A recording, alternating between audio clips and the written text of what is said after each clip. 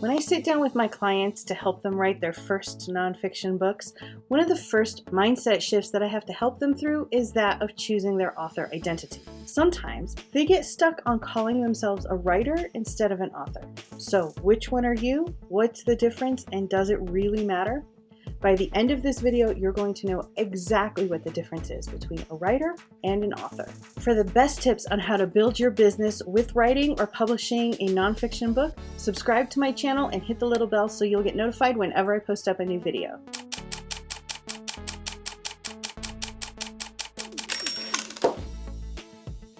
As a freelance B2B ghostwriter, I have helped dozens of clients write and publish their first nonfiction books. And one of the first things that helps calm them down from the overwhelm of writing a book for the first time is by developing an author identity early in the process. And the first step to accomplishing that, understanding the difference between a writer and an author. So here's the exact thing that I tell all of my clients when they start on this mindset shift. First, the writer. In a nutshell, a writer is someone who writes, right? Seems simple enough. And it doesn't even necessarily matter what they write. It could be blog content, magazine articles, blog posts, books, short stories. What matters is that they're writing. So then a professional writer is someone who writes with the intent of getting paid for it. There's a bit of debate out there about whether or not someone can call themselves a professional writer if they haven't actually been paid or collected on an invoice yet for their writing. And while I understand that stance, I believe you become a professional writer the minute you profess that that is what you intend to do to make a living. Just as you can open up a store before ever selling a single product,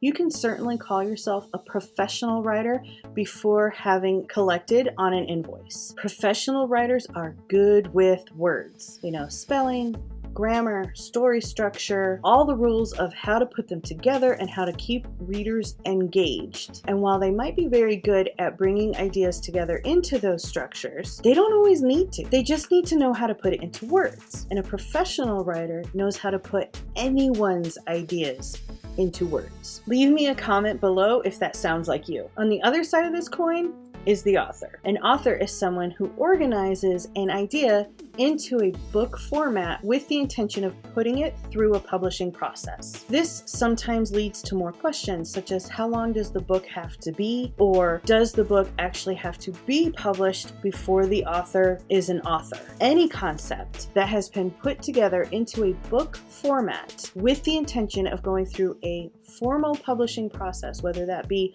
self-publishing or traditional publishing, counts as a book for this purpose. Guides or ebooks and checklists that writers and bloggers throw up on their website without actually publishing, that's kind of a gray area. The main point, however, is that being an author doesn't necessarily mean that that's how you're going to be making your living. And in many cases, especially in nonfiction, and in the cases of all of my clients, writing isn't even the author's job.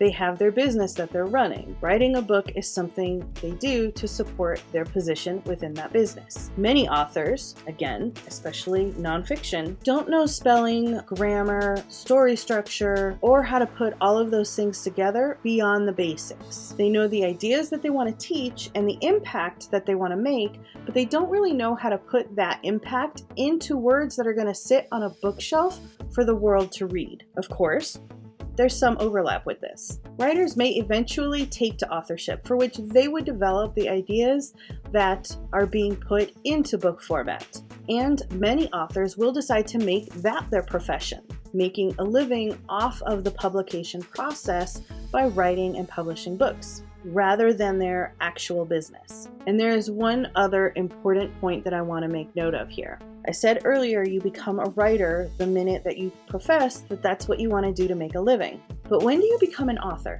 There are those who believe that you become an author after your first book has been published. which of course relegates anyone who has not been formally published into an aspiring author.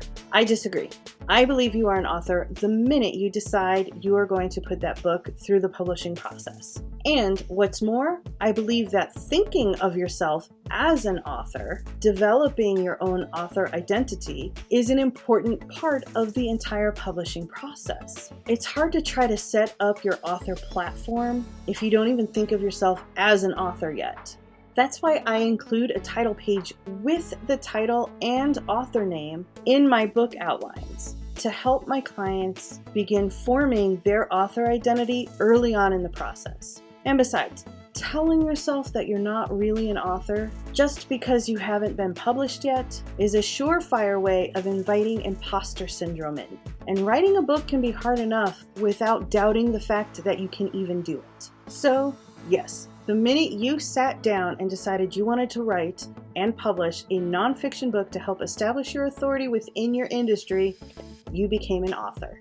Congratulations. If you're interested in learning more about how to write and publish your first nonfiction book, check out my free nonfiction book outline template. I will leave the link for you in the description below. And if you're wondering how you're going to be able to find time to write your first nonfiction book amidst all the other things you have to do, including running that business of yours, check out my video on that here. Throw me a thumbs up if you like this video, subscribe if you want to see more, and I will see you right there.